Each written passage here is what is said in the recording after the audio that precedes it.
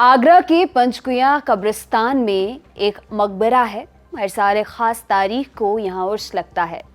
आसपास के लोग आते हैं। ये मकबरा है मोहम्मद अब्दुल करीम का। कौन थे ये? ब्रिटेन की रानी विक्टोरिया के खासम खास नौकर हुआ करते थे। जिंदगी का अधिकतर हिस्सा लंदन में गुजारा, शाही महल में।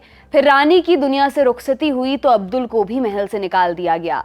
दोष बस इतना था कि रानी से नजदीकियां बढ़ा ली थीं। इतनी कि एक बार तो रानी अब्दुल को नाइटहुड देने के लिए तैयार हो गई थी। राज परिवार के लोगों ने समझाया, दुनिया के सबसे शक्तिशाली साम्राज्य की रानी और एक गुलाम नस्ल के बंदे से रिश्ता। कोई राजा महाराजा होता तो तभी देख लेते, लेकिन अब्दुल न राजा था ना ही राजकुमार। एक खिदमतगार था। महारानी के खाने वक्त टेबल के आसपास जो लोग खड़े रहते उनमें से एक। 1990 के दौर में श्रावणी बसु भारतीय खान पान पर रिसर्च कर रही थी, खासतौर पर करी के इतिहास पर। इसी दौरान उन्होंने ब्रिटेन की महारानी विक्टोरिया के एक निजी महल का दौरा किया। आइल ऑफ वाइट में बने ऑसबॉर्न होम में श्रावणी को एक तस्वीर दिखाई दी, एक पोर्ट्रेट। ब्रिटेन की राजशाही में ऐसी तस्वीरों को बनाने का रिवाज था, इसलिए श्रावणी को लगा जरूर किसी राजा महाराजा की तस्वीर होगी। लाल और सुनहरे रंग की पेंटिंग में रंगा ये व्यक्ति चेहरे से भारतीय लगता था। थोड़ा और रिसर्च करने पर श्रावणी को पता चला कि पेंटिंग अब्दुल करीम की थी, जिसे 1887 में विक्टोरिया की खिदमत करने के लिए भारत से ब्रिटेन ले जाया गया था। लेकिन एक नौकर की पेंटिंग, वो भी महारानी की तस्वीर के बगल में। ये अचरज की बात थी। आगरा से आया एक मुसलमान लड़का सर्वशक्तिमान ब्रिटिश राज्य की महारानी तक कैसे पहुंचा? अब्दुल पर महारानी की ऐसी अनुकंपा कैसे हुई? और सबसे बड़ा सवाल तो ये कि ये बात इतने सालों तक छुपी कैसे रही? Brought to you by Kuku FM. Download the app now. नमस्कार, मेरा नाम है दिव्यांश और आप देख रहे हैं तारीख, जिसमें हम सुनाते हैं उस तारीख से जुड़ी भारत की ऐतिहासिक कहानियां। आज 24 मई है और आज की तारीख का संबंध है ब्रिटेन की महारानी विक्टोरिया से।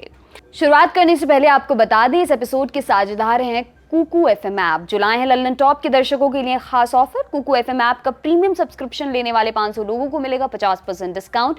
इसके लिए आपको यूज करना है LT50 कोड। इस ऐप पर आपको मिलेंगी जाने माने वर्ल्ड लीडर्स की जीवनियां, ढेरों उपन्यास और कई तरह के ऑडियो बुक्स।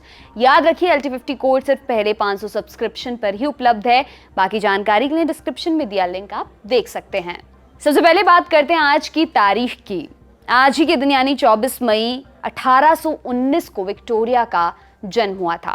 20 जून 1837 को विक्टोरिया ब्रिटेन की महारानी बनी। उनके पति प्रिंस एल्बर्ट की मौत के बाद एक नौकर जॉन ब्राउन से विक्टोरिया की नज़दीकी की खूब खबरें उड़ी। यहाँ तक कि कुछ जगह उन्हें मिस ब्राउन कहकर लिखा गया। 1883 में ब्राउन की मृत्यु हो गई। साल 1887 विक्टोरिया की ताजपोशी की गोल्डन जुबली का साल था। इस खास मौके पर रानी ने एक इच्छा जाहिर की।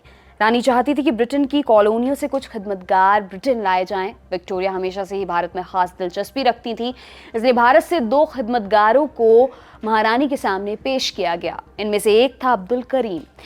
1863 में अब्दुल की झांसी में पैदाइश हुई और इसके बाद वो एक अस्पताल में बतौर असिस्टेंट काम करने लग गया था। जून 1887 में अब्दुल विंडसर के किले में पहुंचा, रानी विक्टोरिया का घर। 23 जून 1887 को अब्दुल ने रानी को पहली बार नाश्ता परोसा। अब्दुल से पहली मुलाकात के बारे में विक्टोरिया ने अपनी डायरी में लिखा, दूसरा जो उम्र में छोटा है उसका रंग कमोबेश हल्का है, उसके पिता आगरा में डॉक्टर हैं। गोल्डन जुबली समारोह के तुरंत बाद विक्टोरिया अपने आइल ऑफ वाइट वाले घर में गई और साथ में अब्दुल को भी ले गई। यहाँ अब्दुल ने पहली बार उन्हें चिकन करी बनाकर खिलाई। विक्टोरिया के बायोग्राफर AN विल्सन के अनुसार विक्टोरिया को ये डिश इतनी पसंद आई कि उन्होंने उसे अपने रोजमर्रा के खाने का हिस्सा बना लिया। विक्टोरिया भारतीय रहन सहन में दिलचस्पी लेने लगी थी, इसलिए उन्होंने अब्दुल से बात करने के लिए हिंदुस्तानी यानी हिंदी और उर्दू का मिला जुला स्वरूप सीखनी शुरू कर दी। साथ ही उन्होंने अब्दुल को इंग्लिश के ट्यूशन भी दिलवाने शुरू कर दिए ताकि दोनों को बात करने में आसानी हो। हालांकि अब्दुल को खिदमतगार के रूप में रखा गया था, लेकिन जल्द ही रानी ने उसे मुंशी बना दिया। साथ में Indian clerk to the queen empress का पद भी दे दिया। तनख्वाह भी बढ़ाकर 12 पाउंड महीना कर दी गई। इतना ही नहीं, महारानी जहां भी जाती अब्दुल को अपने साथ ले जाती। देश विदेश के दौरों पर भी अब्दुल का कद इतना बड़ा हो गया था कि महल के बाकी नौकर उससे चिढ़ने लगे। राज परिवार के लोगों ने विरोध जताया तो विक्टोरिया ने अब्दुल का समर्थन किया। उन्होंने ये तक कह दिया कि बाकी लोग नस्ल भेद के कारण अब्दुल की शिकायत करते हैं। अब्दुल को भी महारानी से नजदीकी का बहुत फायदा मिला। वो रानी के सेक्रेटरी के पद तक पहुंच गया था और अपने साथ एक तलवार लेकर चल सकता था। उसे अपने परिवार को भारत से ब्रिटेन लाने की इजाजत थी। यहां तक कि एक बार अब्दुल के पिता ने विंडसर के किले में हुक्का भी पिया था, जबकि महारानी ने कभी किसी को विंडसर किले में हुक्का या सिगरेट पीने की इजाजत नहीं दी थी। रानी विक्टोरिया ने ताउम्र भारत में कदम नहीं रखा, लेकिन अब्दुल के कारण उनका यहाँ से इतना लगाव हो गया था कि एक बार जब राज परिवार के एक सदस्य ने अब्दुल की शिकायत की तो रानी उस पर झल्लाते हुए बोली, this is typical of you British. Abdul का ओहदा क्या था, इसका एक और किस्सा है। हुआ यूं कि एक बार महारानी अपनी पोती की शादी में शामिल होने के लिए जर्मनी गई।